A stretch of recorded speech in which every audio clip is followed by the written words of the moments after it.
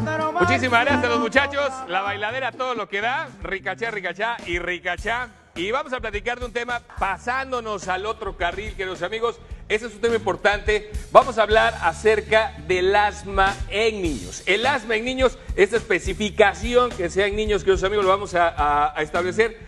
Porque vamos a platicar hoy con el doctor pediatra Carlos Dotres. Le agradezco que nos acompañe. Doctor, muchísimas gracias. Hay una diferencia, vamos a empezar con esta diferencia. No es lo mismo el asma en adultos que el asma en niños. Es la misma enfermedad. Es la misma enfermedad. Lo que en el niño tiene otro comportamiento. De hecho, por concepto, es la enfermedad crónica más común en la infancia. Más frecuente que la diabetes, que la epilepsia y que otras enfermedades crónicas. Lo que pasa que a veces no se tiene eso en cuenta. Y como concepto es una inflamación crónica de la vía aérea. Esta es la vía aérea. Es decir, la vía aérea es la que lleva todo el aire a los pulmones. El asma concretamente es una inflamación de los bronquios. De esas estructuras, de esos tubos que llevan el aire. Entonces, mire, hay una cosa importante. Por ejemplo, supongamos que esto es un bronquio, un corte de un bronquio. Sí. Miren cómo por dentro de este corte del bronquio, esto es la mucosa, que es la que se inflama, pues está normal. Eso es una persona que no es asmática. Ahora bien, este es un asmático, el bronquio de un asmático. Significa, eso rojo que vemos ahí es la mucosa inflamada. Ahí está. Esa es la mucosa que está inflamada, lo que veo está en rojo. Y ese niño, cuando tiene esa mucosa inflamada, porque es un asmático, prácticamente puede no tener síntomas. Pero si inciden factores ambientales en esa mucosa crónicamente inflamada, se produce esto, que es la crisis de asma. Miren cómo hay una obstrucción del bronquio.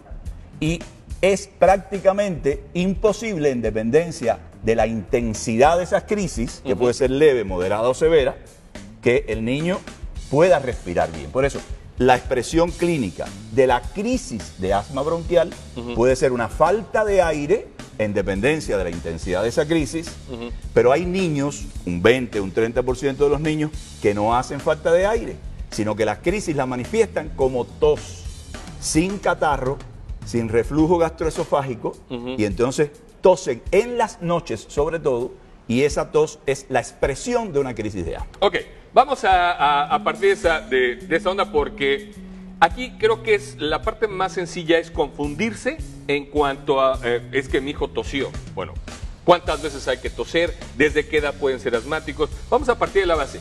¿Qué niño tiene la propensión a ser asmático? Muy bien. En pediatría se considera el asma del niño pequeño cuando es en el menor de 5 años. Menor de 5 años. Asma del niño pequeño. ¿Qué característica tiene que tener este niño para decir que es un asmático? Haber tenido 3 crisis de falta de aire o 3 cuadros de crisis de tos nocturna. Ese es el primer aspecto. Es decir, entiéndase, tos nocturna es una tosecita o un episodio largo sin que se le quite la tos. Un episodio de tos, el niño está bien, no tiene catarro y sin embargo tose en las noches. Pero unido a que madre o padre o uno de los hermanos sea asmático o alérgico. ¿Por qué? Porque lo que se hereda, que es un factor de la enfermedad, la herencia, es el elemento atópico, alérgico. Puede ser que el padre tenga coriza o sea alérgico a la penicilina. ¿Coriza es qué? Es estornudos en la mañana. O sea alérgico a la penicilina o a un antibiótico, o sea alérgico a un alimento, o haya tenido asma. Entonces, todos esos aspectos están involucrados con la alergia. Y esa es la que hereda el individuo. Entonces, el niño que ha tosido significa que debe sumarse también que un pariente inmediato, entiendas, hermanos, padres, deban tener alguna alergia o cuadros asmáticos. O haber sido asmáticos. Haber sido asmáticos.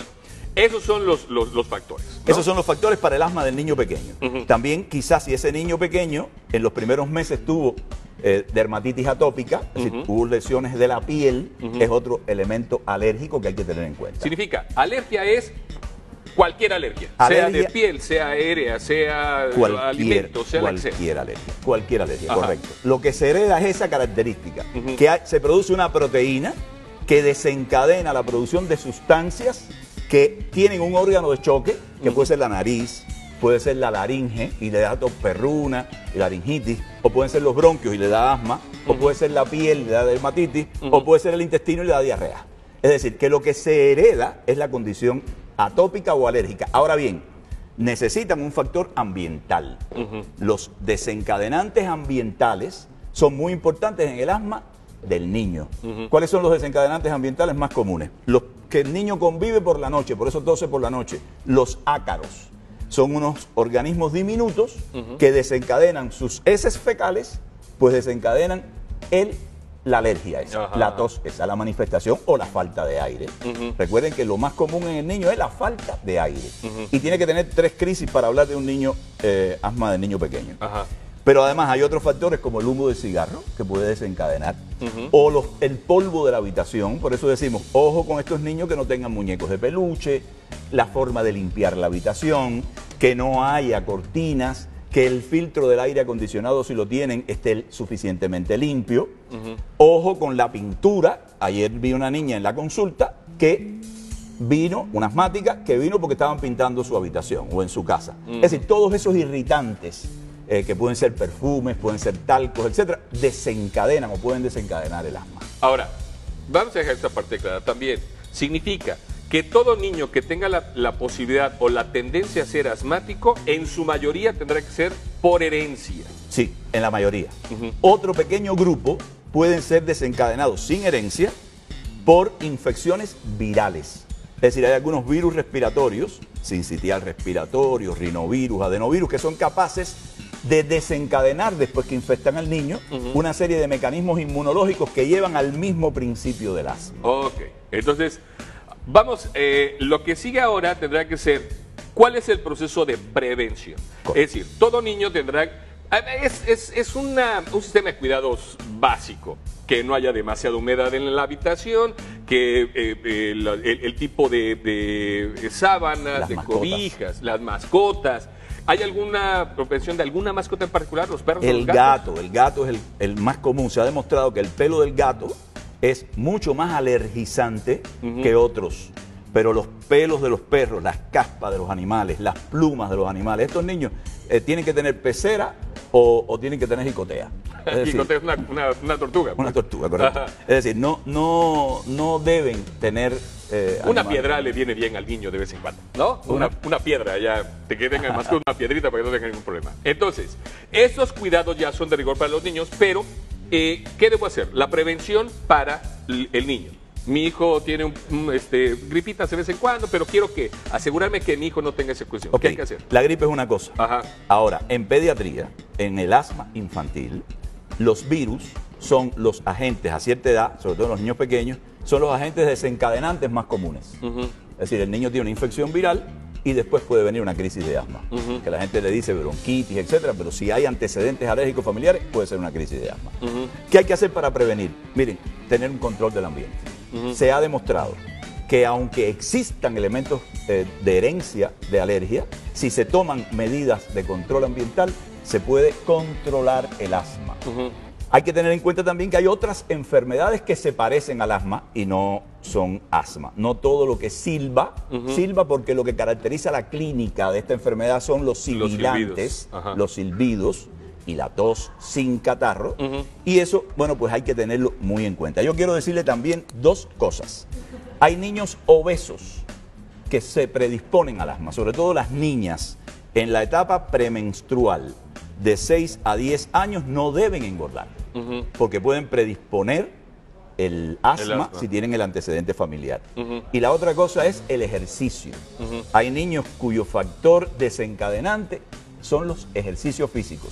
Y eso, lógicamente, requiere que su médico le oriente qué es lo que tiene que hacer. Claro. Entonces, señoras y señores, lo más fácil en medicina, una cosa que hemos aprendido en este programa es que lo más fácil en medicina es equivocarse.